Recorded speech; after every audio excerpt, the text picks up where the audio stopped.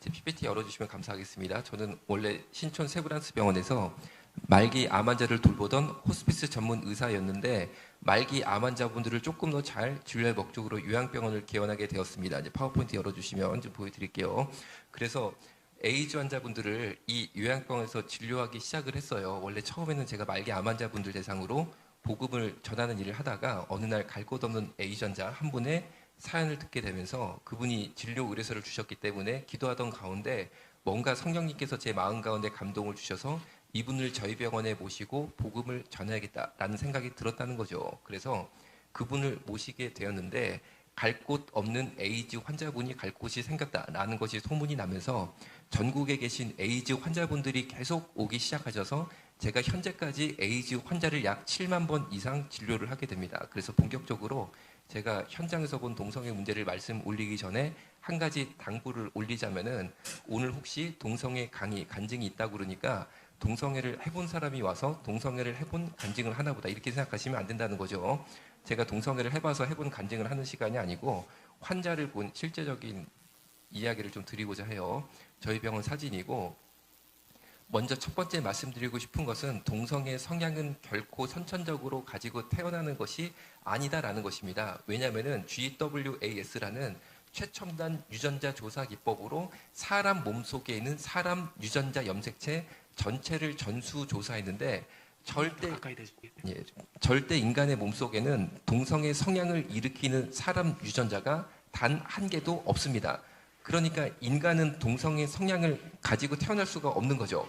왜냐하면 동성애 유발 유전자 자체가 인간의 몸속에는 없기 때문에 그렇습니다.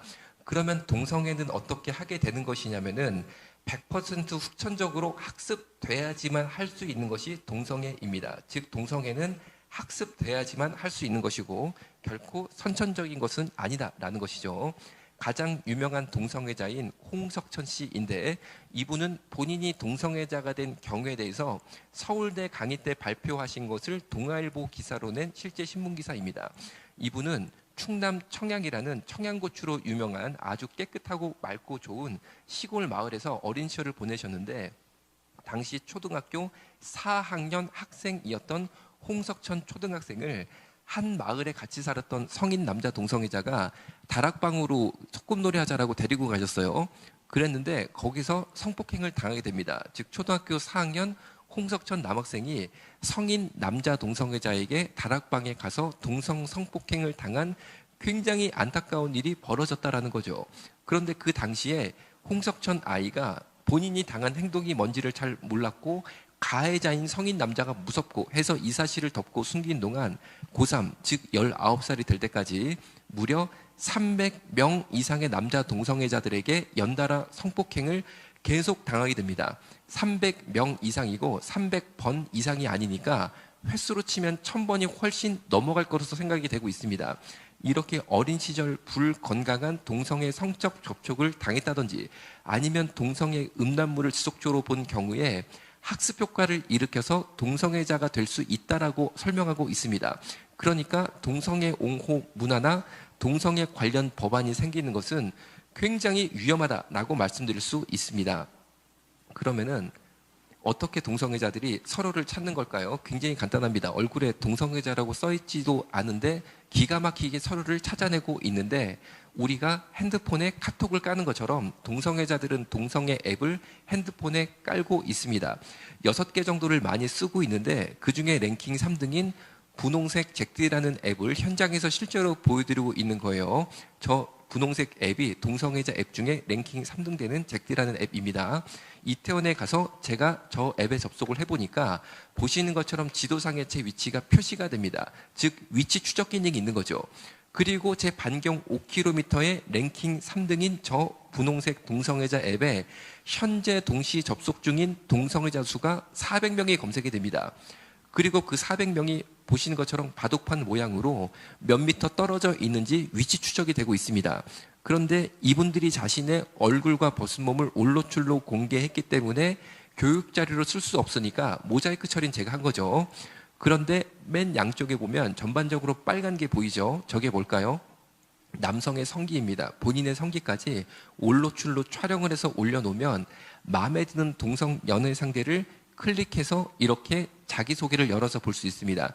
특별히 16남이라는 친구가 굉장히 제 눈길을 끌었습니다. 왜냐하면 16남은 16세 남학생으로서 중학생입니다. 중학생이 왜 동성애자 앱에 왔을까 싶어서 이 친구의 자기소개를 클릭해서 열어보니까 읽어보면 이렇습니다. 16남 알바입니다라고 되어 있습니다. 알바는 동성애자들의 은어로 중, 고등학교 남학생들 중에 본인은 동성애자가 아니지만 용돈 마련을 목적으로 해서 성인 남자 동성애자에게 자신의 몸과 학문을 성매매로 파는 중학생, 고등학생, 남학생들을 알바라고 부릅니다. 계속 읽어드리면 돈은 만나서 선물입니다라고 되어 있는데 이 학생이 16세니까 중2 내지 3 정도 됐습니다. 1시간 동안 자신의 몸과 학문을 성인 남자 동성애자들에게 팔고 얼마를 받느냐? 3만 원을 받습니다. 그러니까 돈 3만 원 때문에 에이즈에 걸려서 집에 돌아오는 것이 현재 대한민국의 현실이다라고 말씀드릴 수 있는데 맨 밑에 자기소개는 정말 끔찍한 말인데 제가 좀 읽어드리면 이래요.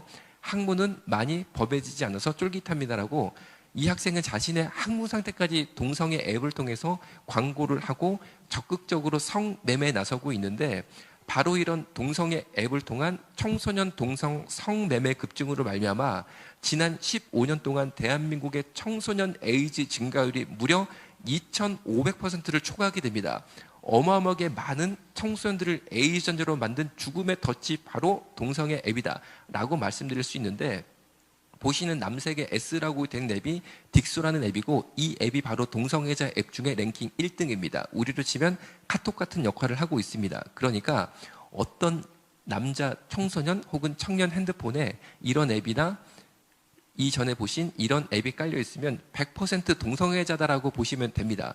옆에 학생 한번 핸드폰 얼른 보시겠어요? 그래서 이런 게 깔려 있으면 우리가 뜨겁게 그 친구를 위해서 기도를 해줘야 될 줄로 믿어요. 그런데 이 파워포인트는 제게 아니고 예수님 거니까 미리 교회에 다 드리고 왔으니까 필요하신 분들은 교회에 요청하셔서 이메일로 받으시면 됩니다.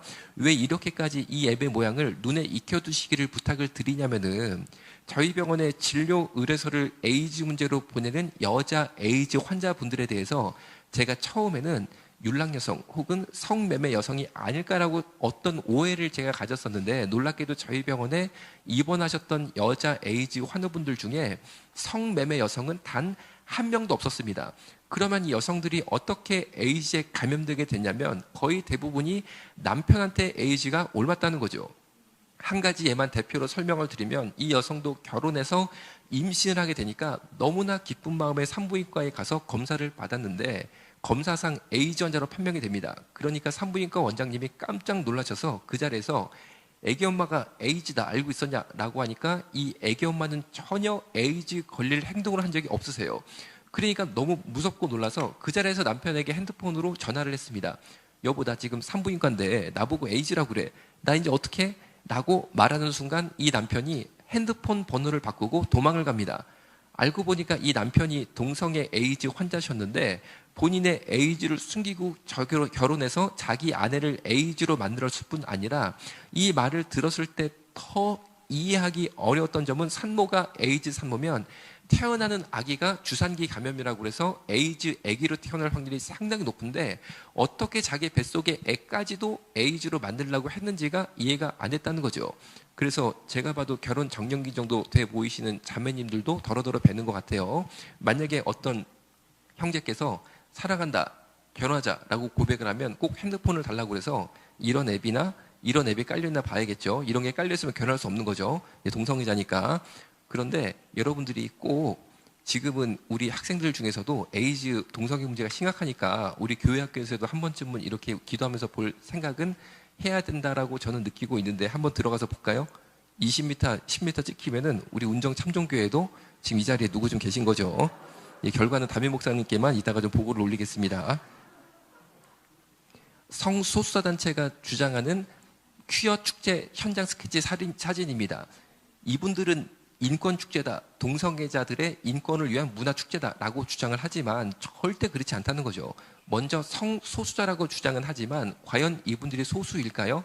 모인 사람들을 수를 보니까 사람 끝이 안 보일 정도로 엄청나게 많이 모였습니다. 절대 소수가 아니라는 거죠. 그러면 성소수자 중에 남자 동성애자만 수가 얼마나 될까라고 볼 때 남자 동성애자를 의학 교과서에서는 MSM이라고 명확히 기술을 하고 있습니다. MSM은 Men Who Have Sex with Men의 약자로서 남자끼리 학문을 이용한 성행위를 지속적으로 갖고 있을 때만 남자 동성애자다라고 정의를 내리고 있습니다. 예를 들어서 나는 남자인데 정신적으로만 다른 남자를 사랑한다, 정신적으로만 다른 남자를 좋아한다, 이런 사람은 동성애자로 보지 않습니다. 왜냐하면 정신적으로 사랑한다는 것은 객관적으로 측정이 불가능하기 때문에 그렇습니다. 그래서 남자 동성애자의 정의를 만족시키기 위해서는 남성 간의 지속적인 학문 성행위가 있을 때만 남자 동성애자다라고 정의를 내리고 있는데, 우리나라의 이 MSM, 즉 남성 간 성행위자죠, 이 사람들의 수가 약 60만 명이 넘다고 합니다. 그래서 모였다면 사람 끝이 안 보일 정도로 이렇게 엄청나게 많이 모이게 되고 절대 소수자들이 아니고 이 시대 우리나라에 존재하는 가장 강력한 이익단체 중에 하나다라고 말씀드릴 수 있습니다. 그리고 이분들의 모인 사진을 보여드리면은 이런 식으로 퍼레이드를 7월달 서울 한복판에서 벌입니다. 그런데 맨 앞에는 선두에 저렇게 젊은 남자들 옷을 벗겨서 제단 위에 재물처럼 올려놓고 그 옆에는 사람 재물을 운반하는 제사장들인데, 보시는 것처럼 저 제사장들 패션을 놓고 보시면 새까만 옷에 부츠까지 새까만 부츠를 맞춰 신으셨어요. 저 새까만 패션만 놓고 보시면 저 제사장들이 하나님 쪽으로 보이시나요? 마귀 쪽으로 보이시나요? 예, 그렇죠. 저 자리에 한 번만 가보시면 절대 이 자리가 이분들이 주장하는 문화예술축제가 아니고 이 시대 우리나라에 존재하던 가장 강력한 영적 전쟁의 현장이다라는 것을 알 수 있고, 우리 예수 믿는 사람들이 왜 이 광장 맞은편 광장에서 하루 종일 눈물 뿌리며 기도할 수밖에 없냐면, 성령님의 힘을 입어서 이 영적 전쟁에 승리해서 조국과 미래 세대를 지켜야 되는 대한민국의 가장 강력한 영적 전쟁의 현장이 바로 서울 퀴어 축제다라고 말씀드릴 수 있습니다. 이런 식으로 선두가 진행되게 되는데, 맨 선두에 저렇게 젊은 남자들 옷을 벗겨놓고 일반 서울 시민들을 향해서 이상한 물총을 쏴서 맞추며 얼굴을 보시면 상당히 즐거워하고 있습니다. 비웃는다고도 볼 수 있습니다. 여러분, 저 얼굴들이 인권 침해 당하는 분들 얼굴입니까? 제가 볼 때는 저분들이 쏘는 이상한 물총에 머리를 이유 없이 맞고 있는 우리 서울 시민들이 인권 침해를 당한다라고 보였어요. 다음 사진이 조금 이제 끔찍한 게 있는데, 뭐 많이 끔찍하지 않지만 애기들은 엄마가 보셔서 눈을 가려주시면 돼요. 3이라고 가릴 테니까 눈을 좀 가려주시면 됩니다. 예, 3, 2, 1 넘어갑니다. 서울 광장에 있었던 퀴어 축제 현장 스케치 사진인데, 일명 동성애자 항문 팬티를 입고 본인의 엉덩이 항문 전체를 서울 시민 모두에게 강제로 보여주고 있는 동성애자의 실제 사진입니다. 동성애자 항문 팬티는 보시는 것처럼 엉덩이가 뻥 뚫린 형태의 팬티로서 본인의 엉덩이 항문이 올로출로 상대편에게 보이는 형태의 팬티입니다. 꼭 저렇게 자기 엉덩이 항문을 보여줘야지만 이 남자의 인권이 만족되는 걸까요? 저런 것을 보기 싫은 저 같은 일반 시민들의 인권은 어디로 가는 걸까요? 서울 광장은 시청역이라는 서울에서 가장 이용객이 많은 지하철역 바로 앞인데, 시청역에서 내린 서울 시민들이 강제로 이 남자의 엉덩이 항문을 볼 수밖에 없었다는 거죠. 왜? 그래야지만 동성애 인권이 실현된다는 거예요. 그런데 당시 항문 팬티를 입은 동성애자들은 여럿이 있었지만 특별히 이 남자를 모델로 삼아서 근접해서 사진 촬영을 하게 된 계기가 있었습니다. 그게 뭐였냐면은 이 남자한테는 특이한 점이 하나 있었어요. 그게 뭐였냐? 항문에 새끼 손톱만한 대변이 붙어 있는 거예요. 그래서 사진은 이 대변을 찍었어요. 사실 엉덩이를 찍은 게 아니고. 그런데 찍고 나서 보니까 공개를 할 수가 없는 거예요. 너무 혐오감을 줄 수 있기 때문에. 그래서 모자이크 처리를 한 거죠. 이 남성은 당시 본인이 모델이 됐다는 사실을 알고 오히려 포즈를 취해서 잘 찍으라고 도움을 줬다는 거죠.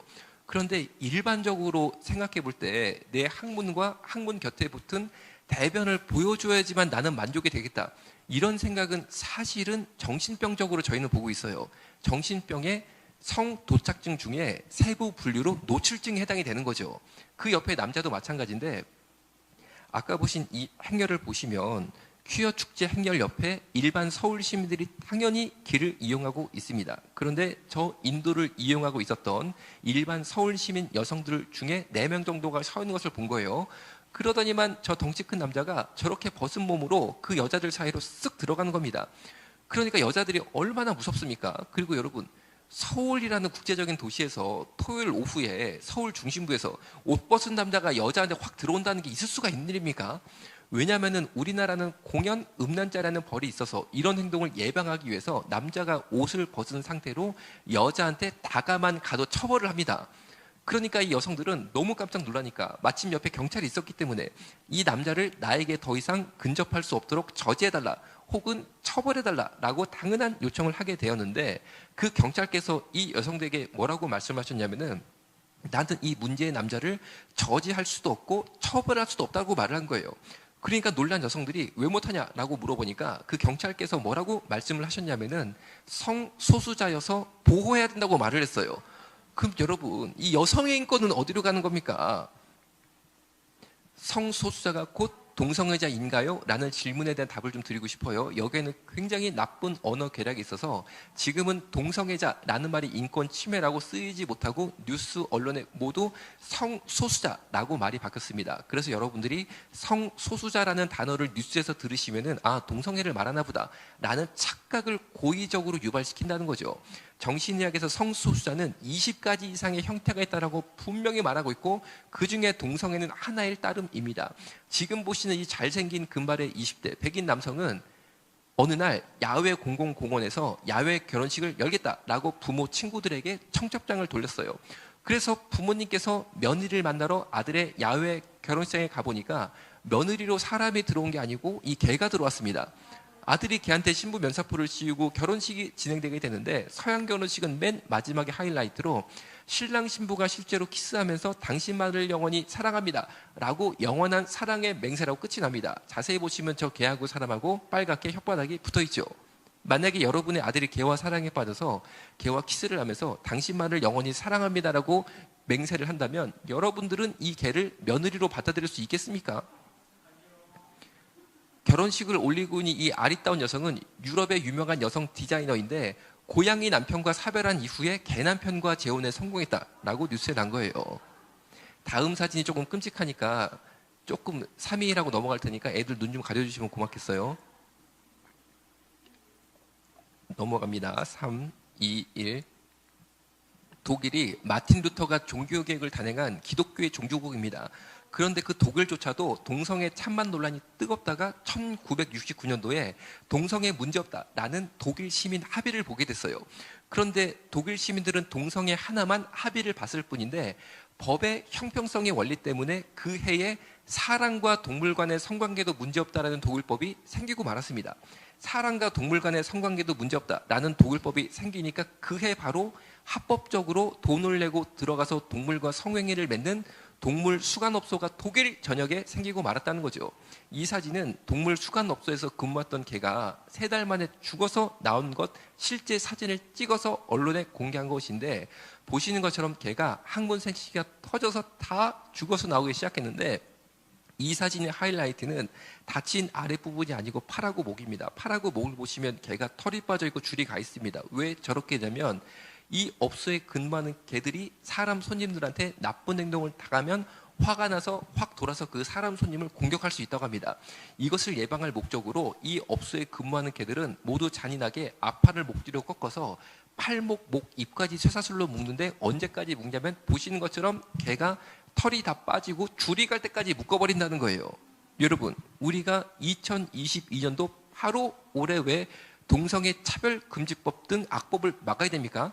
만약에 동성애 파고를 못 막으면은 이런 업소가 생긴다는 것은 독일의 사례를 보면 우리나라에도 동일하게 적용이 되기 때문에 그렇습니다. 동성애 하나만 막는 것이 아니고 이 땅에 범람하게 될 악한 영의 역사를 막기 위해서 우리가 동성애를 막아야 된다는 거죠.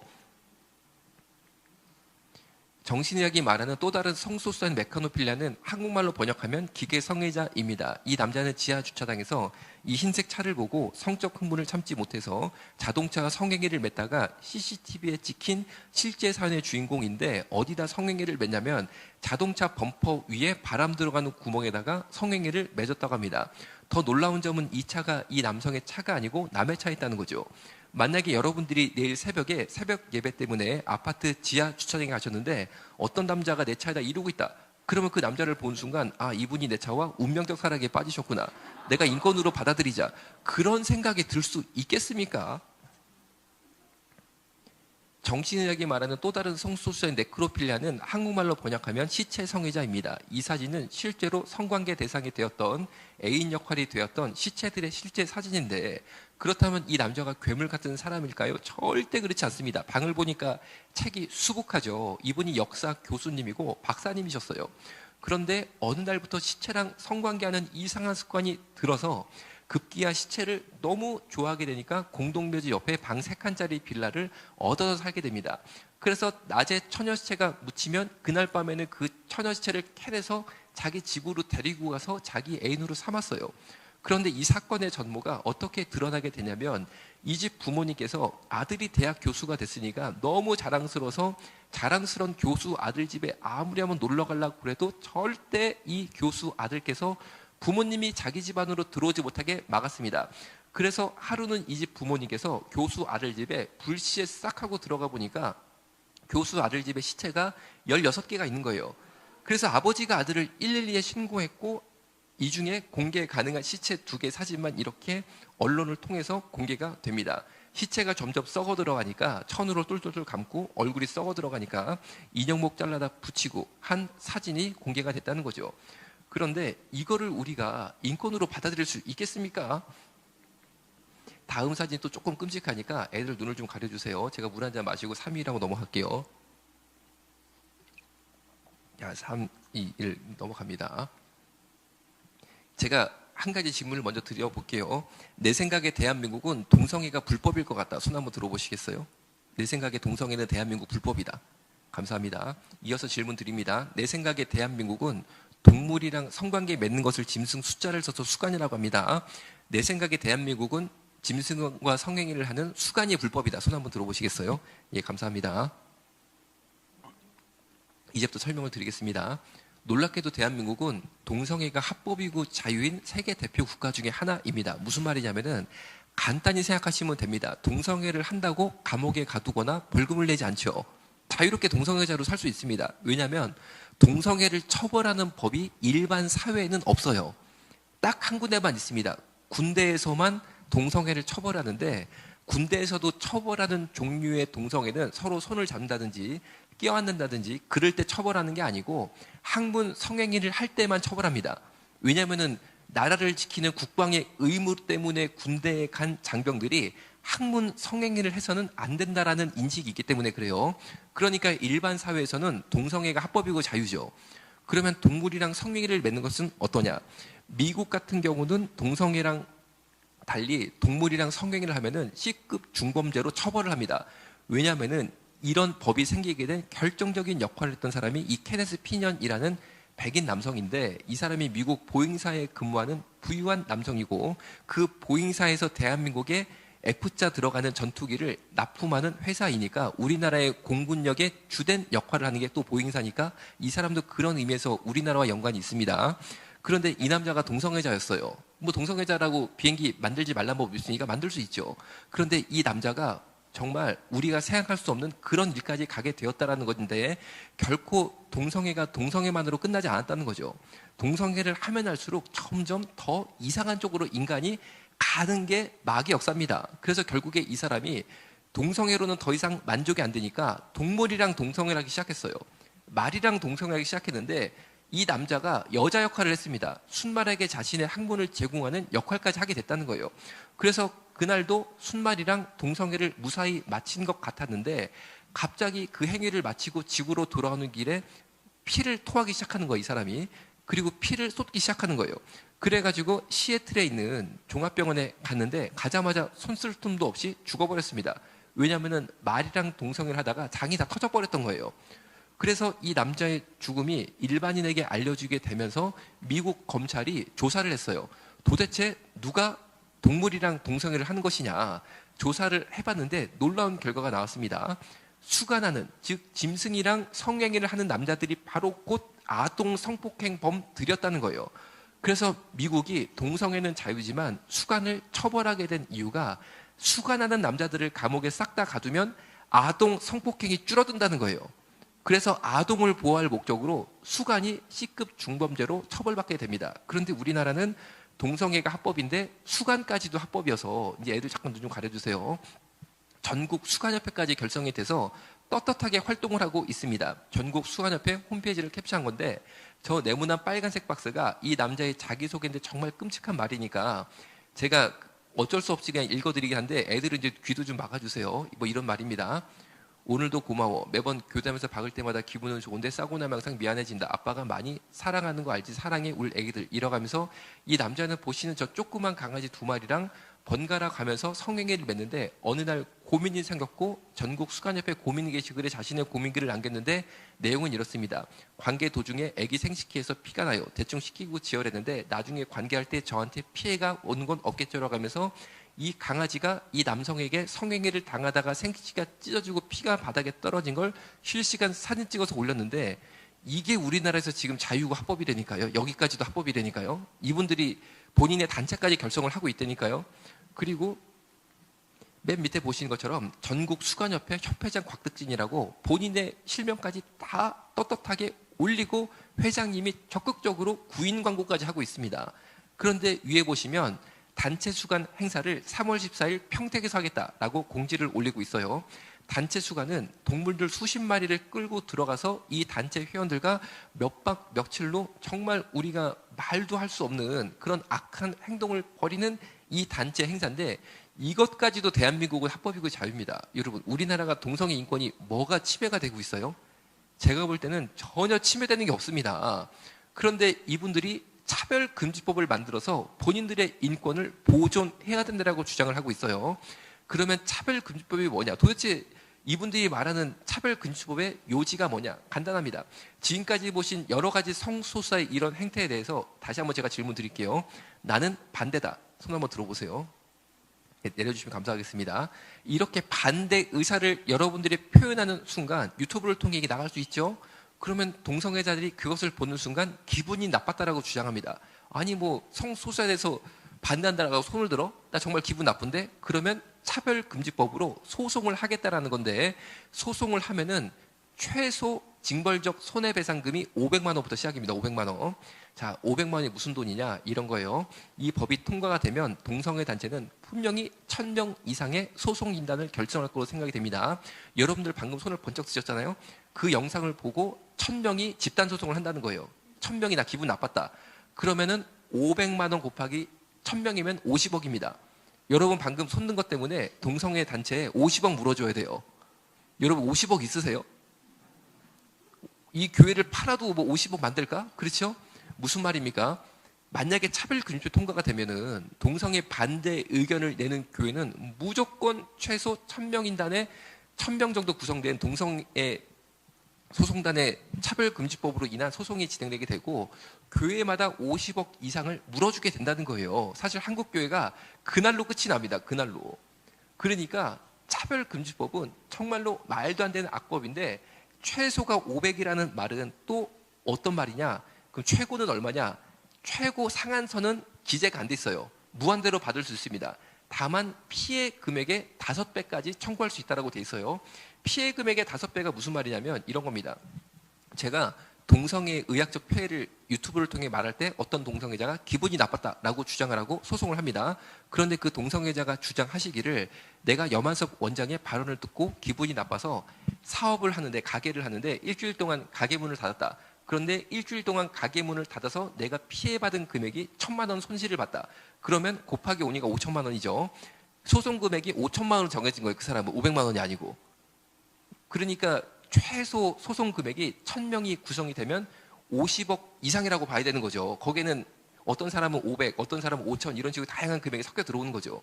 절대 차별금지법을 이겨낼 수가 없습니다. 우리가. 그러면 생각해 보세요. 소송이 50억이 들어오면 우리는 무조건 이겨야 되잖아요.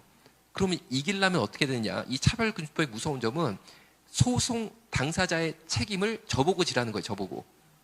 이 소송을 이기기 위한 책임을 저보고 지라는 거예요. 이게 무슨 말이냐면은 이런 겁니다.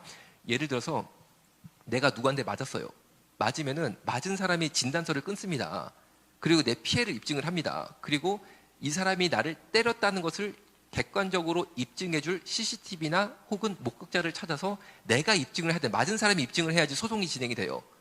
그런데 차별금지법은 이런 법의 기본이 전혀 지켜지지 않고 정말 대한민국에 없는 이상한 법이 나왔는데 그게 뭐냐면 소송 책임을 가해자로 지목된 사람이 지라는 거예요. 무슨 말이냐면은 제가 강의를 했는데 동성애자가 기분 나쁘다고 50억 소송이 들어오면은 한 명 한 명 그 1000명의 기분이 제 말을 들었을 때 전혀 기분이 나쁘지 않다는 것을 저보고 입증하라는 거예요. 저보고. 그런데 여러분 제가 제 기분도 모르는데 이 사람들 기분을 어떻게 합니까? 1000명을. 그러니까 정상적인 소송이라면은 1000명이 저를 소송할 때는 자기들이 기분이 나빴다라는 걸 정신과에 가가지고 진단서라도 받아가지고 제출을 해야 되잖아요. 그런데 그게 아닌 거예요. 이 법은. 가해자로 지목된 사람 보고 한 명 한 명에 대한 입증을 하라는 거예요. 저보고. 그러니까 이길 수가 없습니다. 소송 자체가. 그래서 이 법은 정말로 우리가 기도로 꼭 막아야 된다라는 점이죠. 맨 위에 곽택진 회장이 이번에는 확실히 어린 강아지들로 구해놨습니다 라고 광고를 다시 올리니까 그 밑에 여성은 저는 대형견 해주세요 라고 부탁을 하고 있고 맨 밑에 남자는 대표님 저는 치와와 부탁드립니다. 이제 몇 번 하니까 왜 사람들이 치와와 찬지 알 것 같네요 라고 하면서 본인이 제일 좋아하는 개 종류인 치와를 특별히 부탁하고 있기까지도 합니다. 여러분 이 정도면은 이분들 인권이 철저하게 보장되고 있다라고 제 눈에 보이거든요. 더 이상 무엇을 바라시는 건지 저는 정말 이해가 할 수 없다. 뭐 이런 입장입니다. 조선일보에 나온 저희 병원의 실제 사건을 바탕으로 한 사진인데 이분이 바로 동성애 에이즈 환자분이십니다. 에이즈 바이러스의 무서운 점은 에이즈 바이러스가 면역력만 떨어뜨릴 것 같으면 무서울 게 없는데 에이즈 바이러스의 무서운 점은 뇌세포를 갉아먹어서 뇌를 썩게 만들어서 반신불수, 전신마비, 식물인간이 오게 만드는 것이 무섭다라는 것입니다. 이 남자는 다행히 일찍 조기에 발견돼서 반신불수까지만 왔어요. 그래서 보시는 것처럼 왼쪽은 다 굳어서 마르라져 있습니다. 그리고 오른쪽으로 지팡이를 짚고 남은 인생을 사셔야 되는데 엉덩이 쪽을 보시면 장기간 지속된 항문성교 동성애로 말미암아 항문이 다 터지고 썩어 들어가서 피가 24시간 줄줄 나오고 저 피에는 에이즈 바이러스가 계속 분출이 되는 거죠.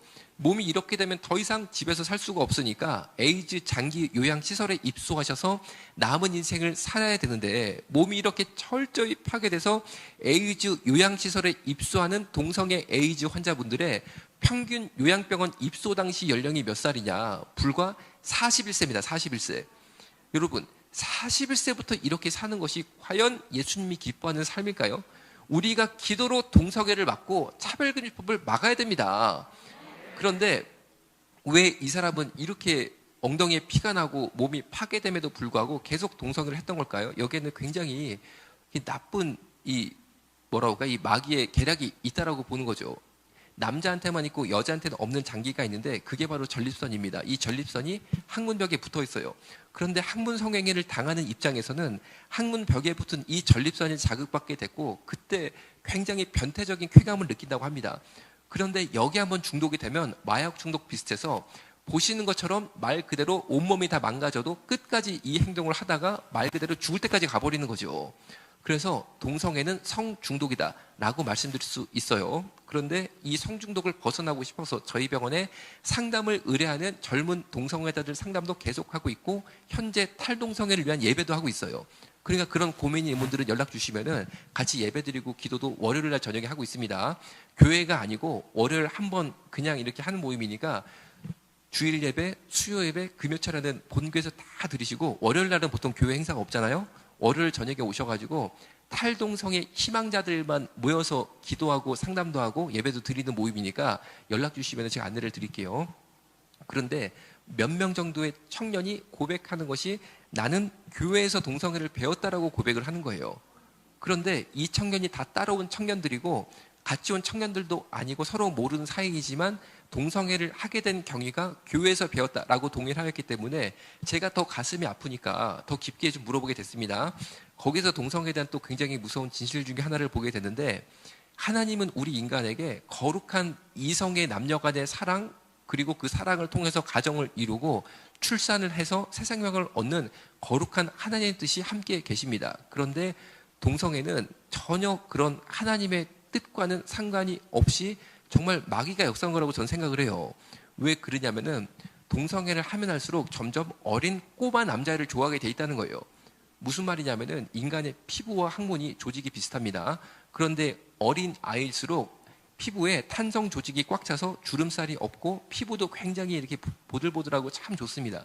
항문도 마찬가지여서 처음 동성애를 할 때는 모르지만 동성애 생활을 계속하면 할수록 어린 꼬마 아이일수록 자신에게 동성애 쾌락을 더 준다는 걸 알게 된다는 거예요. 그래서 자연스럽게 동성애자로 살면서 소아성애로 발전하게 되는데, 따라서 대한민국의 남성 동성애자들의 성적 판타지가 뭐냐면 초등부 남학생들 10명, 20명 한번 데리고 3박 4일 자보는 게 꿈이라는 거예요.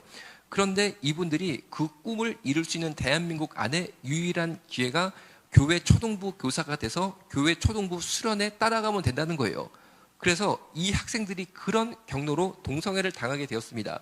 교회 초등부 수련회를 갔는데 방에 10명, 20명 배정을 받아 잠을 잤는데 그 방을 관리하겠다라고 들어오신 남자 교사 선생님이 동성애자였어요. 그래서 이 학생을 정해서 2박 3일 동안 계속 성폭행을 하게 되니까 이 학생이 그 결과 동성애자가 돼버린 거예요. 그런데 감사한 거는 그 학생 중에 하나는 지금 신학을 전공해서 목사님이 됐습니다. 물론 교회에서 참 이런 상처를 받았지만 어쨌든 성령의 은혜로 그 상처가 해결이 되고 주의종이 됐으니까 너무 감사하지만, 우리가 이제는 여학생들에게 성폭행에 대한 예방 교육을 시키는 것처럼 남학생들에게도 동성애 성폭행에 대한 예방 교육을 해야 될 시점에 왔다라고 저는 생각을 하고 있다는 거죠.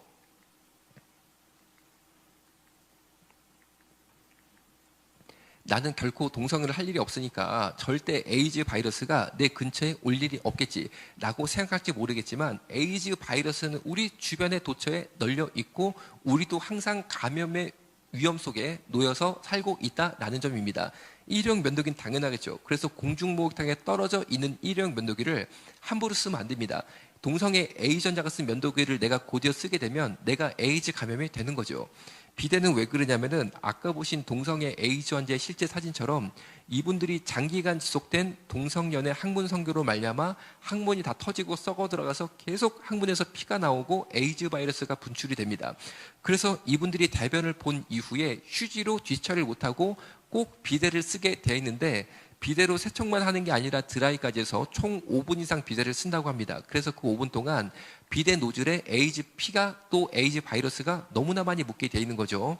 그런데 그 사실을 모른 채 우리가 곧이어서 그 비데를 쓰게 되면 그 비데에 묻었던 에이즈 피, 에이즈 바이러스가 조준 사격해서 항문을 맞추게 되어 있는데, 일반인은 괜찮으니까 걱정하실 필요가 없지만 치질이나 치열이 있으면 굉장히 위험합니다. 노출된 항문혈관에 에이즈 바이러스가 맞게 되면 항문 혈관을 타고 에이즈 바이러스가 체내로 바로 진입합니다. 그래서 에이즈 감염의 우려가 있으니까 에이즈 환자가 쓴 비데를 곧이어 쓰는 것은 굉장히 위험하다라고 말씀드릴 수 있습니다. 그런데 문제는 이 비데가 에이즈 환자가 쓴 건지 안 쓴 건지를 우리가 알 수 없다는 점이죠. 그래서 제가 생각해 보니까 요새 공중 화장실에 가보면 비데를 설치하는 곳이 굉장히 많습니다. 그런데 보통은 공중 화장실이다 보니까 안에 쓰고 나오시면 우리가 기다렸다가 곧이어 보통은 쓰게 됩니다. 그래서 제 생각에는 비데 쓰고 나오면 얼굴 한번 싹 보셔서 제 눈에 보이는 여러분 얼굴처럼 은혜 충만, 성령 충만하면 그 비데는 쓰셔도 되고, 비데 쓰고 나온 분 얼굴 한번 싹 보니까 남잔데 귀걸이나 끼고 있고 얼굴에 야릇한 게 줄줄 흐른다. 그러면 예수님 갈 길을 밝히고 오시니 감사합니다라고 기도하시고 그 비데는 피하시는 것이 좋겠다라는 생각까지 하게 돼요. 조선일보에 나온 또 다른 저희 병원의 사진인데 실제 사건을 바탕으로 하고 있습니다. 동성애 에이즈 환자분이 반신불수가 오셔서 집방이를 짓고 에이즈 병실에 입원하자마자 마음에 든 남자를 골라서 동성애를 하는데 2시간이 안 걸렸다는 거죠. 어떻게 알게 됐냐면 회진을 도는데 이 남자가 머리끝부터 발끝까지 이불을 김밥처럼 똘똘똘 말아서 쓰고 계시는데 앞만 봐도 1인분이 아니고 너무 두꺼운 거예요. 그래서 이상하다 싶어가지고 이불을 벗겨보니까 남자 둘이 동성애 하는 것을 현장에서 보게 되었습니다. 그래서 못하게 말렸어요. 말리니까 이번에는 이 두 분께서 병실에 딸린 화장실에 들어가셔서 또 동성애를 하시니까 이것을 예방할 목적으로 보시는 것처럼 화장실 하단 20cm를 잘라서 한 번씩 밑에를 봐서 다리가 2개면 정상, 4개면 비정상, 4개면 문 열고 들어가서 또 못하게 말렸어요. 그래서 병원 내 동성애를 원천적으로 예방할 수 있게 됐다라고 제가 생각을 했지만 이게 저의 순진한 착각이었고, 이번에는 이 남자 2분이 저희 병원은 지하 주차장이 없고 야외 주차장만 있습니다. 오후 1시 정도 된 아주 깨끗하고 맑고 좋은 날이었는데 보시는 빨간 차와 한 차 사이가 불과 차와 차 사이의 주차 공간 20cm도 안 됐습니다. 그 좁은 아스팔트 위에서 옷을 다 벗고 또 동성애를 하시는 거예요. 그래서 지나가던 행인들이 뭐 하는 거냐, 하지 말아라 라고 말려도 계속 동성애를 하시니까 행인께서 병원에 신고 전화를 주셔서 놀란 간호사님들이 뛰어내려가서 두 남자분들을 모시고 올라오게 됩니다. 이 사건을 듣고 제가 충격에 빠져서 미국의 논문을 찾아보니까 미국은 1978년도에 이미 동성애는 성중독이다라는 연구 결과가 나타나 있습니다. 당시 조사를 해보니까 남자 동성애자의 43%가 동성 성 파트너 수가 500명 이상입니다. 그리고 28%가 동성 성 파트너 수가 1000명 이상이라는 거죠. 여러분, 한 집단에 성 파트너 수가 500명, 1000명 이상이라는 점은 분명히 이 단체가 성 중독이다라는 것을 말해주고 있고, 500명, 1000명 이상과 동성애를 하다 보면 당연히 에이즈에 걸리지 않겠습니까? 그래서 에이즈에 걸리게 되면 검사를 받고 싶겠죠. 그런데 우리나라의 에이즈 검사의 기반은 병원을 가는 게 아니고 보건소로 갑니다. 보건소에 가서 저 에이즈 검사 왔습니다 라고 말씀을 드리면 절대 제 신분증이나 실명이나 전화번호를 말하면 안 된다고 시켜요. 말하면 돼요, 안 돼요? 예, 안 된다고 시킵니다. 그리고 저보고 제 암호만 적어라고 시켜요. 그러면 제가 토끼라고 제 암호를 정합니다. 그러면 제 피를 뽑은 다음에 정말 토끼라고 적고 집으로 가라고 합니다. 그리고 일주일 뒤에 보건소로 전화로만 에이즈 결과를 확인하라고 시키고 다시는 보건소에 직접 방문하면 안 된다라고 시킵니다. 왜 그러냐면은 만약에 일주일 뒤에 제가 보건소에 직접 방문해서 선생님 저 일주일 전에 피 뽑은 토끼인데 결과 어떻게 됐어요? 그러면 보건소 선생님께서 검사지를 읽어주시면서 토끼 씨는 에이즈 걸렸네요 하면서 제 얼굴을 한번 싹 보잖아요. 지구상에 단 한 명이라도 내가 에이즈라는 것을 알아보면 그게 바로 인권 침해라는 거예요. 그래서 절대 실명, 주민번호, 연락처 이런 것도 말하면 안 된다는 거예요. 암호만 정한 다음에 결과는 전화로만 확인해서 누구도 내가 에이즈라는 것을 모르게 하는 것이 인권이다 라고 주장하고, 그것이 현재 대한민국의 정책으로 자리 잡았습니다. 이 고가의 에이즈 검사 비용 또한 100% 국민 세금으로 다 지급하고 있는데, 네이버에 에이즈 익명검사에 대해서 궁금증을 올린 한 남자의 사연인데, 이 남자의 궁금증은 이렇습니다. 내가 앞만 봐도 에이즈 걸린 것 같은데 보건소 가서 익명검사 받아도 될까요? 라는 것이고, 이 남자의 진정한 고민은 그 밑에 줄이에요. 나는 밤이면 밤마다 창녀촌에 가야 되는데 만약에 보건소 검사상 내가 에이즈로 판명이 되면 보건소 직원들이 나를 창녀촌 못 가게 막을 것 아니냐. 나는 이게 싫다는 거예요. 그러니까 대한민국의 공식 답변이 위처럼 달렸는데 이렇게 달렸습니다. 당신이 에이즈라는 것은 보건소 직원도 몰라, 국가도 몰라, 아무도 몰라, 오직 당신만 아니까 하고 싶은 것 마음껏 하고 사시면 됩니다가 대한민국의 공식 답변이에요. 그러면 이 남자 때문에 에이즈 걸릴 여자들의 인권은 어디로 가는 겁니까? 이미 대한민국은 사실상 동성애 귀족 사회가 됐다는 거죠. 자, 요거 설명을 좀 드리고 그 다음 사진이 나오는데, 그 다음 사진이 좀 끔찍하거든요. 지금은 눈 감을 필요 없고 이따 사진 넘어갈 땐 제가 또 말씀드릴게요. 센조이라는 걸 설명을 드릴 건데, 혹시 제 강의를 미리 들어서가 아니고 나는 원래부터 센조이가 뭔지 알고 있다. 손 한번 들어보시겠어요? 나는 원래부터 뭔지 알고 있다. 이거 알면 동성애자인데 손을 번쩍 하면 드셨어요. 아마 이제 군대 같은 데 가서 동성애자를 얘기하는 걸 들었을 수 있어요. 제가 딱 얼굴을 보니까 성령 충만하신 게 절대 그쪽은 아닙니다. 자, 그런데 이 센조이는 동성애자는 무조건 알고 일반인들은 모릅니다. 이게 뭐냐? 이런 겁니다. 남자 동성애자 둘이 동성애를 하기 위해서 모텔 호텔로 갑니다. 그러면 제일 먼저 가는 데가 무조건 샤워기로 갑니다. 샤워기로 가면 샤워기 물 떨어진 데를 샤워기 헤드라고 그러고, 이 헤드가 돌리면 빠지고, 빠지면 보시는 것처럼 샤워기 줄, 샤워기 호수, 샤워기 쇠줄만 남게 됩니다. 이 다음 사진이 좀 끔찍하니까 셋둘 하나하고 넘어갑니다. 눈 감아주세요. 셋둘 하나 넘어갑니다. 보시는 것처럼 짐승처럼 웅크리고 앉은 다음에 이 레슬링 자세라고도 볼 수 있어요. 아까 보신 샤워기 쇠줄을 10cm 이상 항문에 팍 하고 집어넣어요. 그리고 수돗물을 틉니다. 수돗물을 틀면 장 안으로 물이 꽉 찹니다. 이거를 왜 하냐면요, 그냥 동성애를 하면은 100% 장이 자극을 받아서 대변이 밑으로 나오게 돼 있어요. 그러니까 동성애를 못 합니다. 정상적으로는 대변이 무조건 나오니까. 그러면은 이 대변을 이렇게 관장, 물관장을 해가지고 다 빼야지만 동성애 한 번을 하는 거예요. 그러니까 동성애자로 살려면은 밤이면 밤마다 이 행동을 해야지만 동성애를 할 수 있습니다. 이거를 몇 번 반복을 하냐면은 5번을 반복을 합니다. 그래서 장 안에 있는 대변을 100% 깨끗하게 배출을 하면 그 다음에 동성애 한 번 할 수 있다는 거죠. 그런데 이게 왜 보건적으로 문제가 되냐면 이 행동을 한 다음에 다시 이 샤워기들을 저 샤워기 줄에 돌려서 접합을 시킨 다음에 욕실 벽에 걸어놓게 되면 이 친구의 대변, 혈액, 에이즈, 매독, B형 간염 바이러스 등을 그 다음에 샤워하는 사람은 그것도 모른 채 다 뒤집어 쓰는 겁니다. 그리고 저처럼 출장 나온 애 아빠들은 이런 양치컵 들고 다니는 아빠들 없거든요. 보통 양치를 어떻게 하냐면은 샤워할 때 샤워기에 입대고 오라고 뱉어요. 그러니까 이 친구의 대변, 혈액, 에이즈, 매독, B형 간염 바이러스 등을 다 집어먹고 살고 있는데 이 센조라는 인구가 우리나라에 약 60만 명이 넘는 게 문제라는 거죠. 전국에 오염만의 호텔이나 모텔은 없을 것이다라고 저는 분명히 생각을 하고 있습니다. 중2 게이라고 스스로 밝힌 남학생이 중2면 아직 어립니다. 네이버에 질문을 올렸는데 나는 센조라고 집을 나갔는데 엄마한테 걸릴까봐 이런 행동하다가 엄마가 보시면 얼마나 놀라겠습니까? 마음이 급해서 샤워게대가 잘 안 돌아간다. 어떻게 하면 샤워게대가 잘 돌아갈까요? 라는 질문을 올린 거예요. 그러니까 답변이 뭐냐면은 고무장갑 끼고 돌리면 잘 돌아간다가 답변이었어요. 그러니까 어떤 학생이 이상하게 샤워실로 갈 때 고무장갑을 끼고 자주 들어가더라. 그러면 뭘 할지 알 수 있는 거죠. 그런데 이 친구가 만약에 고무장갑을 끼고 센조를 했다고 생각을 해볼게요. 그러면 집 밖으로 나갈 때 이 고무장갑을 벗어서 싱크대에 걸어놓고 나갑니다. 그러면 엄마께서는 그 사실을 모른 채 그 고무장갑을 끼시고 깍두기도 버무리시고 김치도 써셔서 식탁에 올려놓으면은 가족들이 이 아이의 동성애 병균을 다 집어먹는 것인데 이런 경로를 통해서 동성애자들의 병균이 일반 사회로 무섭게 확산되고 있다는 것은 이미 유럽, 미국의 수많은 논문들이 입증하고 있고 의학계에서는 정설로 돼 있어요. 남자끼리 학문으로 성행위를 하는 게 동성애인데 사실은 통증 때문에라도 못합니다. 그런데 동성애자들은 이 통증의 문제를 어떻게 해결했냐면 피스팅이란 것을 개발을 해서 해결을 했는데 피스팅이 단어가 영어라 멋있게 들리실지 몰라도 절대 이런 행동을 하면 안 된다는 거죠. 피스팅이 뭐냐면 굉장히 간단합니다. 항문에 주먹을 확 집어넣은 다음에 왔다 갔다 시켜서 항문을 너덜너덜하게 만들어버려요.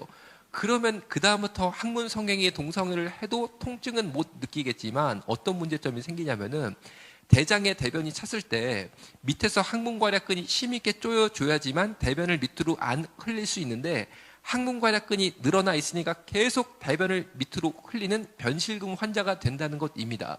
여러분, 우리 몸은 하나님이 허락하신 거룩한 성전인데 우리 주신 하나님의 이 거룩한 우리 몸이라는 성전을 고의적으로 장애자로 만들면서 동성애를 하는 것이 과연 인권이겠습니까? 절대 그렇지 않다는 거죠. 그래서 우리나라에는 보시는 것처럼 다음 카페 피스팅 월드라는 곳까지 결성을 해서 동성애자들이 내 항문에 주먹 넣어줄 사람을 공개 구인까지 하고 있습니다. 확장해 주실 분 찾아요. 이거는 내 항문에 주먹 넣어서 항문을 늘려줄 사람을 찾는다라는 광고이고 밑에 보시면 울산의 땡땡님 절 피스팅 해주세요 라고 되어 있는데 이건 설명이 좀 필요합니다. 남의 항문에 주먹을 집어넣는 게 굉장히 위험하고 집어넣다가 장이 터져서 죽기도 하고 넣을 때보다 오히려 뺄 때가 더 위험한데 뺄 때 주먹 손목에 장이 끼어서 장이 항문 밖으로 튀어나와 버립니다. 그러니까 동성애자로 살기 위해서 피스팅을 통과 의례로 무조건 해야 된다는 점은 우리에게 어떤 것을 시사하냐면은 현재 60만 명 정도에는 동성애자가 천만 이상이라고 평가되는 한국교회를 거의 KO 직전까지 몰아붙이고 있습니다. 그 이유가 뭘까요? 이 60만 명이 수는 적어 보여도 다들 피스팅이라는 죽음의 골짜기를 고의적으로 한번 들어가다 나온 친구들이에요. 그런데 한국교회는 입으로는 우리가 주님을 내 몸을 바치겠다고 그러지만 우리한테 정말 이렇게 죽기를 각오하고 예수님을 믿는 사람이 60만 명이 될까요? 동성애자들은 지금도 죽을 각오를 하고 동성애를 하고 있습니다. 그 쾌락의 영에 찌들려서. 그런데 우리는 예수의 영을 받았다고 주장은 하지만 죽을 각오로 예수를 믿고 있냐는 거죠. 그럼 우리가 무슨 수로 동성애 파고를 맞서 싸워서 차별금지법을 저항하겠습니까? 우리가 순교형성으로 무장을 해야 됩니다. 그래야지만 싸워 이길 수 있습니다. 우리가 찬양을 한번 하더라도 말씀을 한번 읽더라도 순교형성으로 해야지만 동성애자랑 비등하게 싸울 수 있다는 거죠. 그래서 저는 다시 한번 한국교회에 순교형성이 풀어질 것이라고 기대하고 있어요.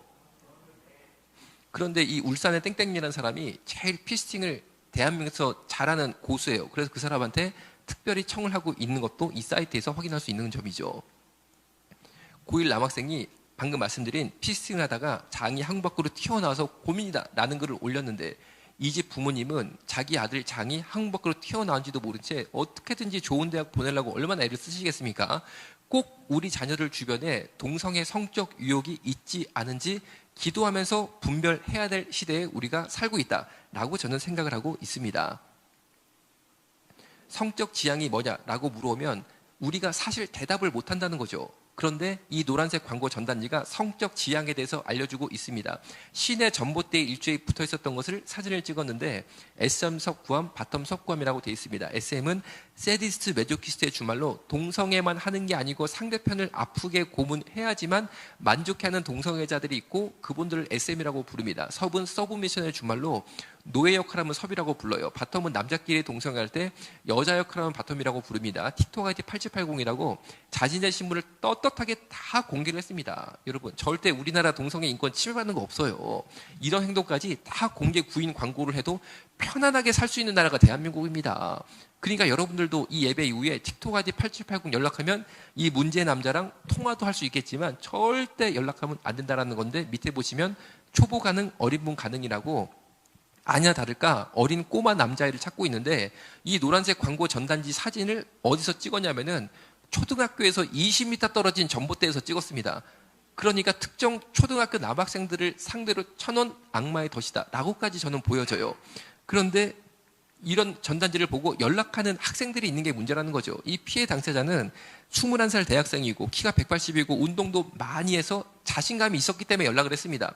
만나봤습니다. 만나니까 팔목에 수갑을 채우더라는 거예요. 따지고 내가 수갑 채용을 당해도 내가 누구냐, 별일이 있겠냐 라는 생각을 하는 바로 그 순간에 소변 나오는 구멍을 요도라고 그러고 요도는 소변 나오는 구멍이니까 어딘지 연상이 되시죠? 거기다 갑자기 쇠 젓가락처럼 생긴 거를 팍 집어넣고 쑤시기 시작합니다.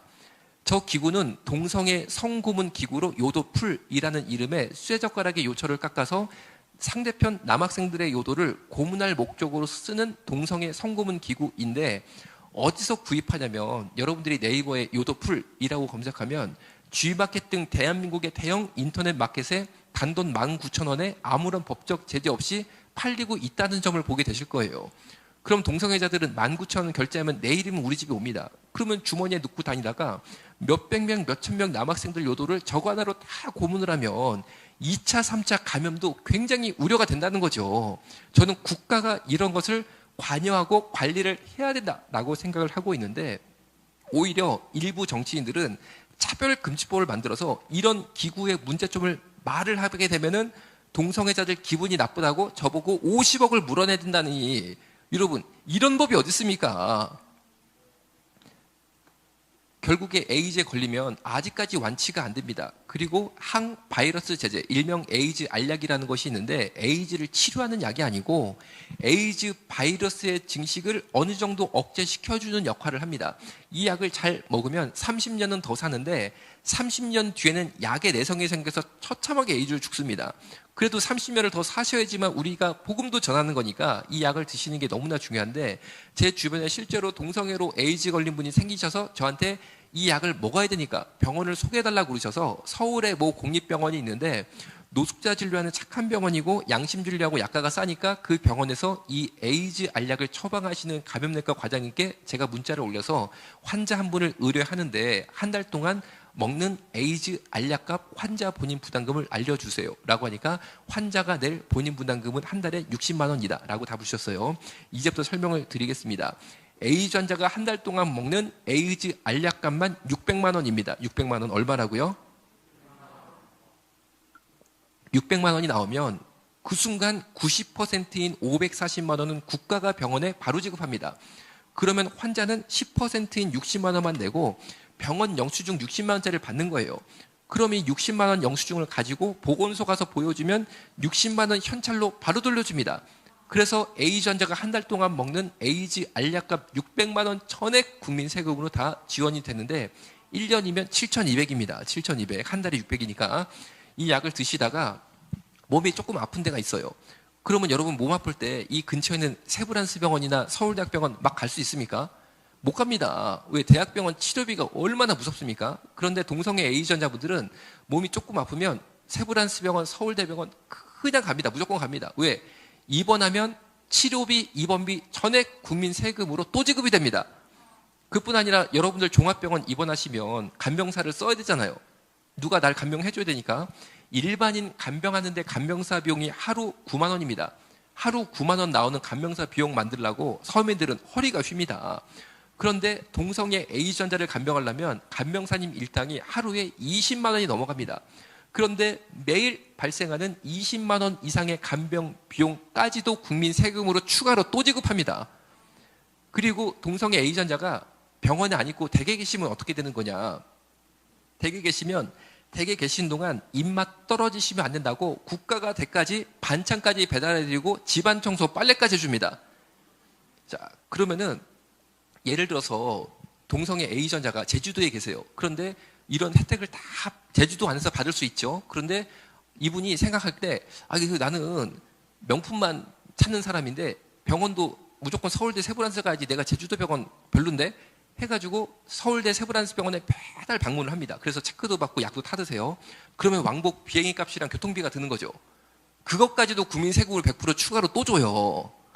제가 볼 때 의료계에서 최고의 귀족 집단은 동성애 에이즈 환자분이시고 그 어떤 집단, 심지어 나라를 위해 싸우다가 부상을 입으신 우리의 보훈 대상자들조차도 이런 혜택이 전혀 없습니다. 그런데 이 에이즈 알약을 잘 먹으면 30년을 더 살 수 있다고 말씀드렸던 것처럼 동성애 에이즈 환자분들께서 점점 노령화, 고령화가 되셨어요. 그래서 이분들이 국가에 뭘 요청했냐면 우리의 노후를 국가가 당연히 보장해 줘야 된다라고 요청해서 현재 그렇게 하고 있습니다. 무슨 말이냐면은 노인 요양병원에 입원하려면요. 한번 근처에 전화해 보세요. 무조건 한 달에 100만 원 이상 받습니다. 그럼 여러분 어머님, 아버님 두 분 앞에 서면 200만 원이 넘는단 말이에요. 매달 200만 원 내려면 우리 허리가 휘니까 치매 걸린 우리 어머니 힘들어도 어떻게든지 집에서 모시는 게 우리 서민들의 고달픈 삶인데 동성애 에이즈 환자분들은 요양병원 입원하시면 돌아가실 때까지 다 무료입니다. 국민 세금으로 또 지급합니다. 그런데 무슨 동성애 인권이 침해가 됩니까? 오히려 우리 세금으로 그분들을 모시고 살고 있어요. 그 결과 전 세계적으로는 지난 15년 동안 별다른 에이즈 예방 정책을 펼치지 않았음에도 불구하고 에이즈 환자 수가 무려 35%가 줄었습니다. 자연히 줄고 있어요, 에이즈가. 그런데 유독 우리나라 대한민국만 보시는 것처럼 에이즈 환자 수가 기하급수로 늘고 있습니다. 왜 이렇게 됐습니까? 첫 번째, 동성애 귀족화된 인권. 두 번째, 과도한 동성애 복지 정책. 이것이 맞물려서 이렇게 됐다라고 저는 판단을 하고 있습니다. 그 결과 사회적 비용이 발생했는데 2013년도가 동성애 에이즈 문제로 대한민국 사회적 비용 4조를 초과한 첫 해였고 작년 2021년도에 동성애 에이즈 문제 대한민국 사회적 비용의 크기가 얼마냐? 9조가 넘어갔습니다. 향후 10년 뒤에 이 추세로 환자가 들면 얼마가 사회적 비용이 예상되느냐? 향후 10년 뒤에 20조 초과가 예상이 됩니다. 여러분, 이런 거는 왜 뉴스에 안 나냐고요, 이런 거는. 트랜스젠더는 남자가 여자처럼 되고 싶어서 고가의 성전환 수술을 받은 이후에 고가의 여성 호르몬 주사를 맞은 사람들인데 성전환 수술이 머리끝부터 발끝까지 다 뜯어 고쳐서 1억이 넘게 들어갑니다. 이 1억이 넘는 성전환 수술 이후에도 계속 호르몬 주사를 맞아야지만 트랜스젠더가 될 수 있어요. 그런데 우리나라가 세계 최고의 동성애 복지 천국인데 이것 한 가지가 남았다고 이것을 해달라고 유력 정치인들에게 부탁을 해서 또 그 정치인들께서는 해주신다는 거예요. 뭐냐? 성전환 수술 비용과 여성 호르몬 주사 값의 80% 이상을 국민 세금으로 추가로 내주겠다라는 겁니다. 그런데 이번 대선에 대통령이 될 확률이 가장 높은 분 중에 하나인 이재명 지사께서는 지난 대선 때, 이번 대선 말고 지난 대선 때 이런 공약을 내셨는데 이것은 제발 철회해야 된다고 저는 강력히 요청을 하고 있는 상태입니다. 뭐냐? 그때 이렇게 주장하셨어요. 나 이재명이 대통령이 되면 일단 포괄적 차별금지법은 무조건 할 것이다. 두 번째, 전국 관공서 직원, 관공서 직원이니까 공무원을 뜻하는 거예요. 그리고 은행 직원, 전국 관공서 직원과 은행 직원의 30% 이상은 성소수자로 채용하겠다. 이런 발표를 하셨어요. 이거야말로 역차별 아니겠습니까?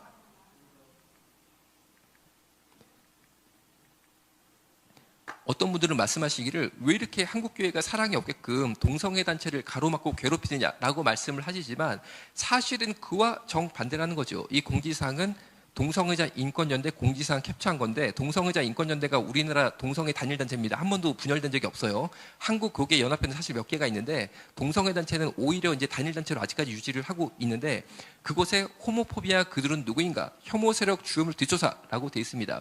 호모포비아 혐오 세력이 누구냐면은 동성애 단체가 볼 때 동성애 반대 주장을 하는 저 같은 사람을 호모포비아 혐오 세력이라고 이름을 지칭하고 있어요. 당시 이 홈페이지에 올해의 대한민국 동성애 반대하는 주요 인물 3명 호모포비아 실명을 올리고 사실상 살생부를 띄웠어요.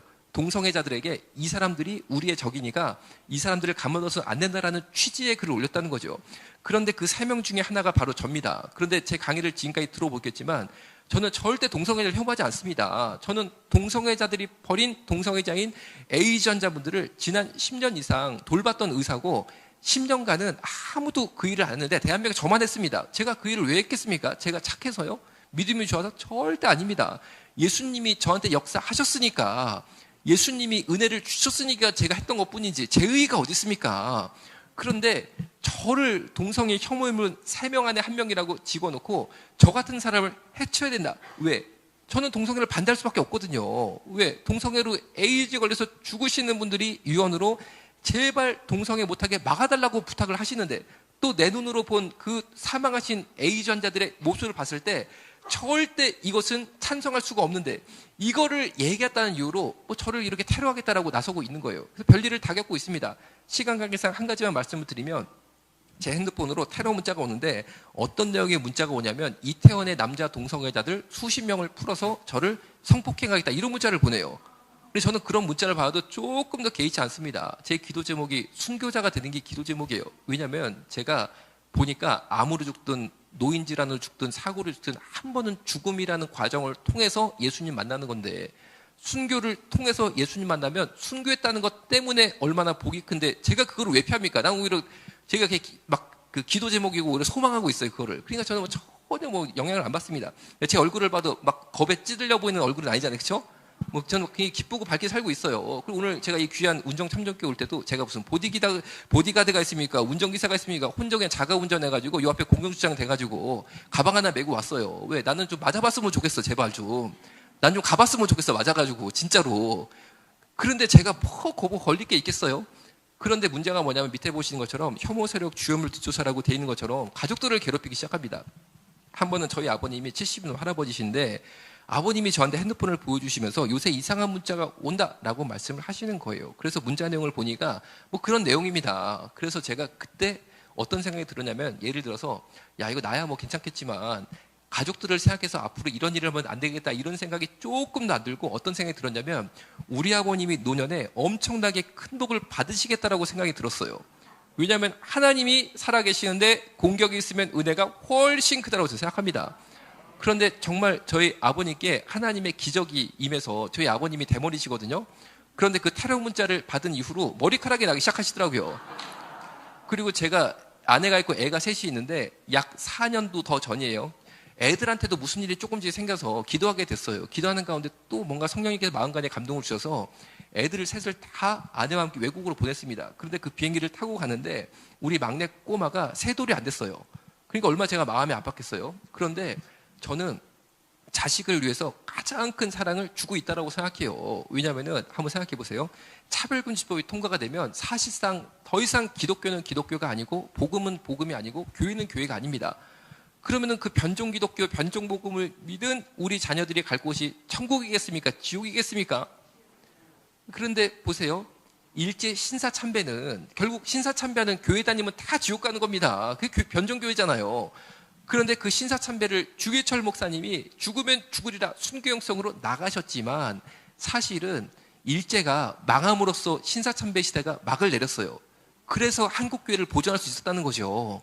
자, 그러면 차별금지법 한번 통과가 되면요, 우리 아들 다 지옥 간 다음에 손주 때 없어집니까? 안 없어집니다. 더 강해집니다. 그러면 언제 차별금지법이 없어지냐? 대한민국이 망이 없어집니다. 망이야.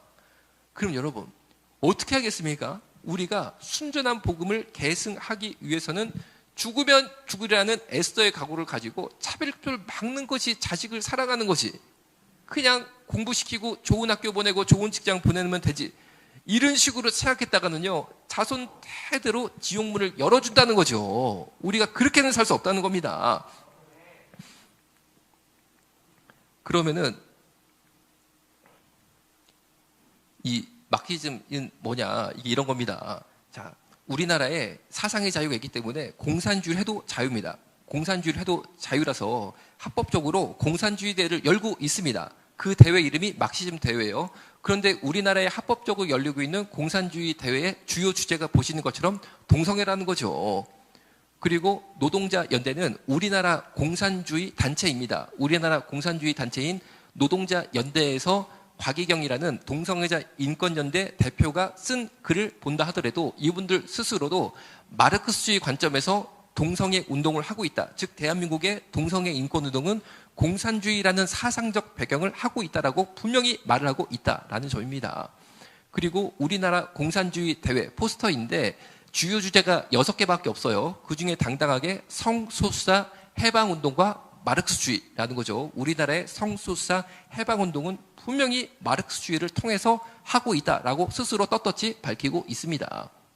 그리고 한국 기독교의 정말 일부 어떤 교회는 하나님은 동성애를 인정하셨다. 우리도 동성애를 인정하고 차별금지법을 기독교인들이 만들어야 된다라고 사실은 이단적인 주장을 하는 거죠. 그 대표적인 교회가 향린교회입니다. 어떤 교회라고요? 향린교회요. 그런데 그 교회가 보시는 것처럼 하나님과 만난 동성애라는 예배까지 드리고 있어요. 그런데 이 교회의 정체가 무엇이냐? 김정은 위원장님의 서울 방문을 환영하는 위인맞이 환영단 공개 세미나. 왜 위인인가? 왜 우리는 김정은 위원장님을 위인으로 보게 되었는가? 라는 김정은 위인 세미나를 여는 교회가 바로 향린교회입니다. 여러분, 이런 교회가 동성애 찬성하는 거예요. 이런 교회가. 여러분, 기독교랑 주체사상이랑 같이 섞일 수가 있습니까? 제가 이제 9분 남아서 9분 맞춰서 이제 강의를 좀 하고 이제 마치도록 할게요. 우리나라가 현재 북한의 위기 속에 있습니다. 그래서 정말 우리가 북핵 문제에 놓고 우리가 열심히 기도를 해야 되는 그런 상황과 환경 가운데 있는데 우리나라 군대는 지금 어떨까요? 저 무지개 육각형 기호가 동성애 사이트 기호이니까 어떤 청년이 열심히 앱을 실행시키고 있는데 저 무지개 육각형이 떴다. 그러면 아, 이 친구가 동성애 활동을 하는구나라고 보시면 돼요.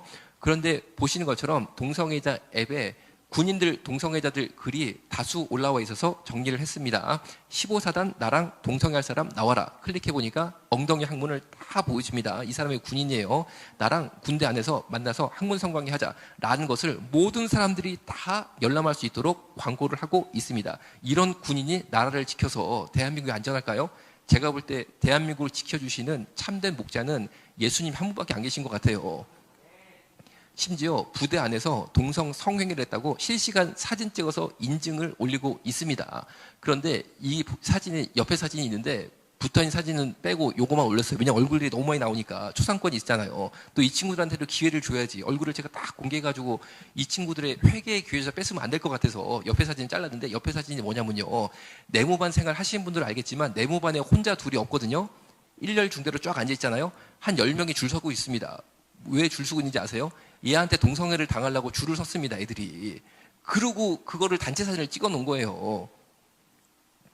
초급 간부도 동성애 하자라고 요청글을 올리고 있고 부대 내 성행위 자랑 글을 장교도 올리고 있고 부사관은 직업군인입니다. 직업군인도 동성애 하자라고 광고를 올리고 있는데 심지어 삼성장군 운전병은 장군님 차에서 동성애 하자라고 차까지 사진을 찍어서 올리고 있어요. 이 장군님은 내 차에서 동성애 하는 걸 아실까요?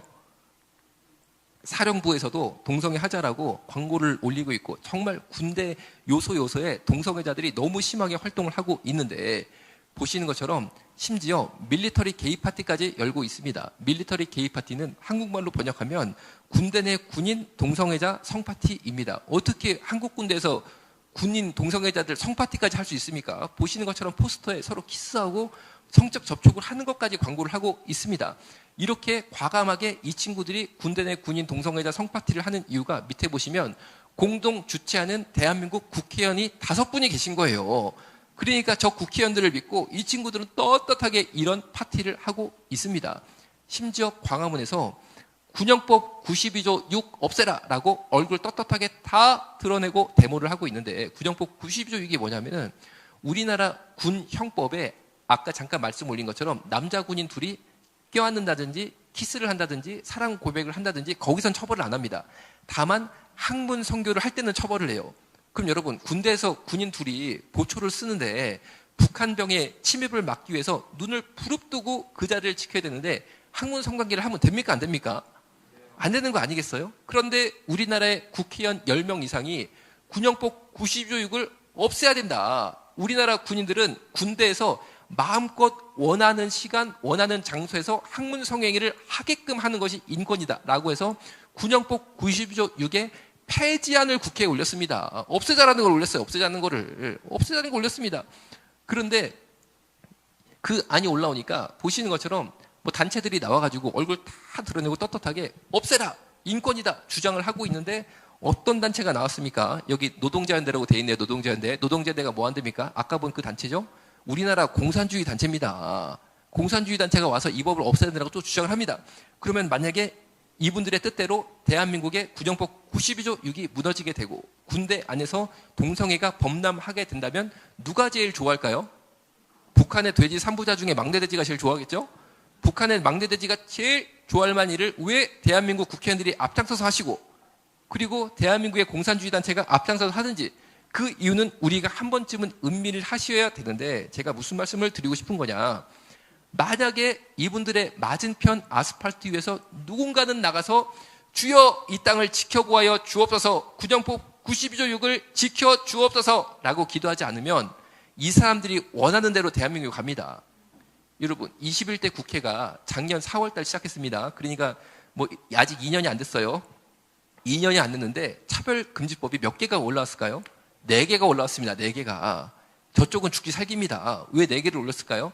한 개만 올리면 한국교회가 어떻게든지 막을 것 같으니까 4개를 올려서 약간 한국교회의 경각심이 떨어진 때를 노려서 날치기로 하나라도 통과시키려고 4개를 올렸습니다. 그런데 여러분 우리가 차별금지법 막는 혹은 군형법을 지키는 그런 입장에 처해 있는데 우리를 위해서 죽으면 죽으리라 라고 나가서 싸우는 국회의원이 한 명이라도 있습니까? 없습니다. 그럼 우리한테 누가 있을까요? 저와 여러분 뒤에는 예수님이 있습니다.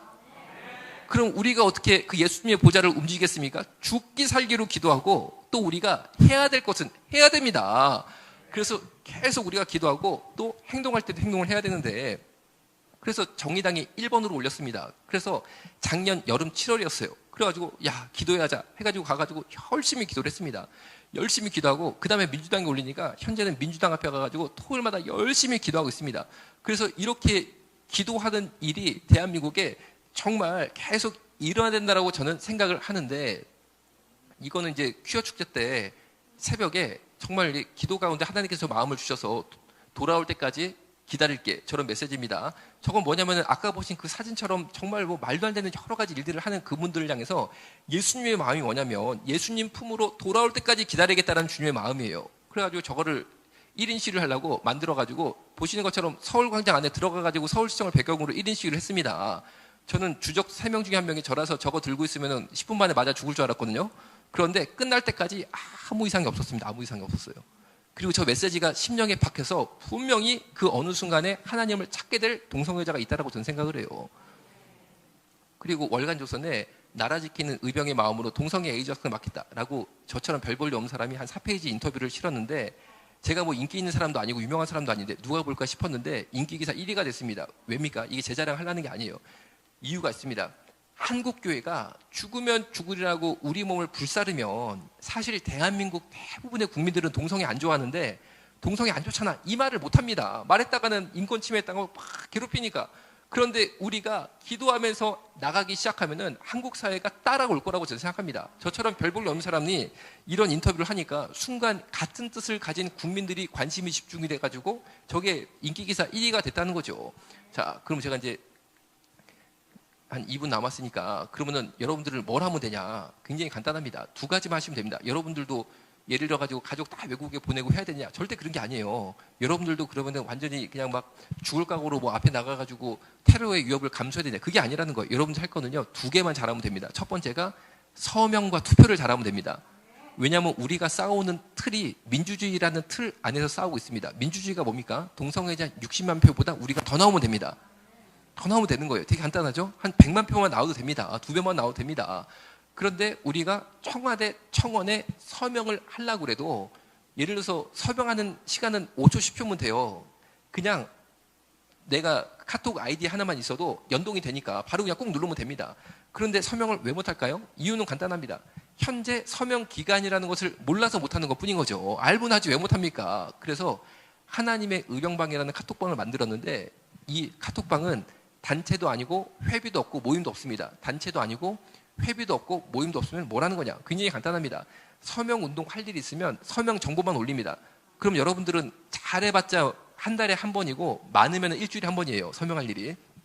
서명 정보가 올라오면 그냥 꾹 누르고 들어가가지고 서명만 편하게 하시면 되는 거예요. 그런데 내가 한 번 하는 이 서명이 쌓이고 쌓이면 분명히 이 시대에 복음을 지키는 가장 강력한 영적인 무기가 된다는 점이죠.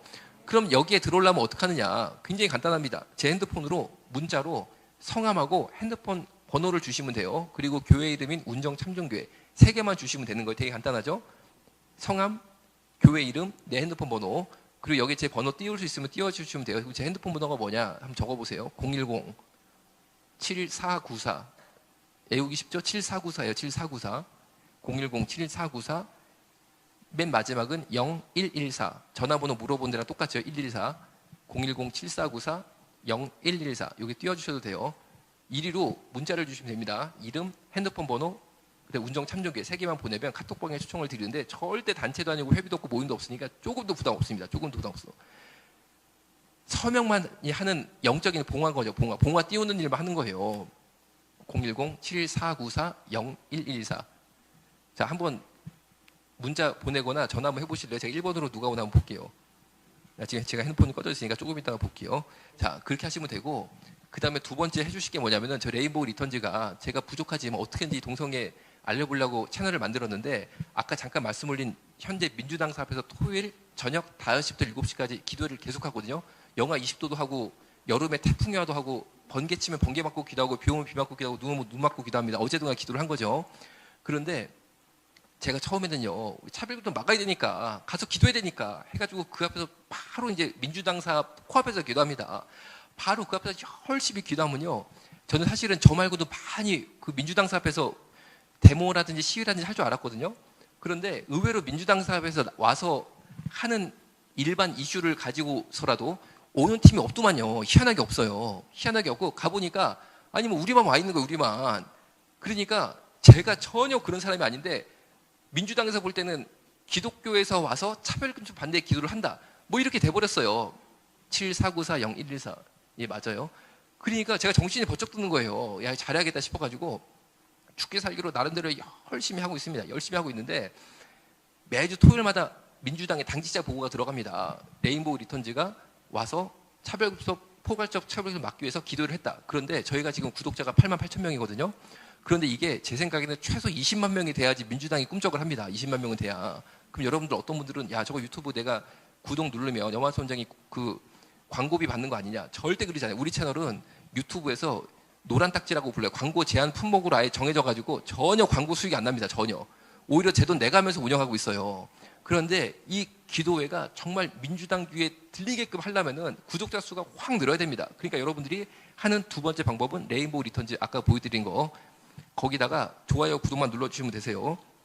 이제 전화가 이제 1번으로 오신 분이 010-3247-8225예요. 8225. 누구세요? 8225. 두 번째가 3966이에요. 3966. 세 번째가 5155. 지금 오신 분 4377. 4377 누구예요? 예, 아마 여기 계신 것 같아요. 여기 계신 것 같은데, 자, 이 핸드폰이 그러면은 제가 무슨 저 핸드폰이 한 두세 개 되느냐? 이게 제가 주로 쓰는 폰입니다. 정말로 제 폰입니다. 여러분, 제가 이 정도 진정성을 보여줘야지 여러분들도 그나마 그 따라온다고 그럴까요? 좀 그런 게 하는 거지. 제가 그냥 막 어떻게 저 하나 안전을 위해서 이리저리 도망다니는 것을 보여드리면 누가 같이 하겠습니까? 누가. 그렇죠? 누가 같이 하겠습니까? 여러분, 우리가 이 시대에 정말 향후 5년만 잘 막으면 제가 볼 때는 끝납니다. 이 싸움은. 왜냐하면 차별금지법의 악한 속성을 국민들 대다수가 알 때까지가 시간이 걸리는 거고, 그거를 알면 누가 찬성을 합니까? 그 기간이 5년 정도 걸릴 거라고 보는 거예요. 그런데 이 5년 동안 우리가 죽으면 죽으리라 하나님 앞에 그리고 이 세상 앞에 우리가 나아가야지만 이 법을 막을 수 있는 줄로 믿습니다. 그래서 여러분들이 꼭 함께 이 영적 전선에 싸우는 의병이 되시기를 주님의 이름으로 부탁을 드리겠습니다.